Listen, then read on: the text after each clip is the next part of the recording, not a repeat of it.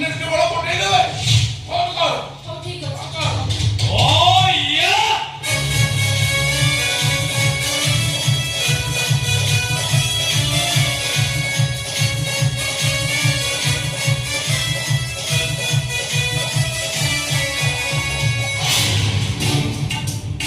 Hello କାହାକୁ phone କରୁଥିଲ?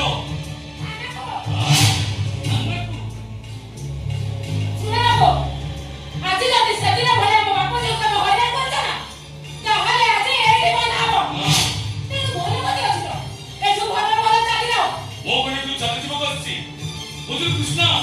ନାଇଁ ନାଇଁ ନାଇଁ ନାଇଁ କୃଷ୍ଣ ଧ୍ୟାନ ବାବୁ, ବାବୁ, ବାବୁ। ବିଶ୍ୱାସ କର କୃଷ୍ଣ, ମୁଁ କଲିକତାରେ ଥିଲି। ତୋ କଥା ଭାରି ମନେ ପଡେ। ସେଇଥିପାଇଁ ତୋତେ ଟିକେ ଦେଖିବାକୁ ଚାଲି ଏବେ ତୋର ଅସୁବିଧା କଣ? ଏବେ ତୋର ଅସୁବିଧା କଣ ତୁ କିଛି ବୁଝିପାରୁନୁ?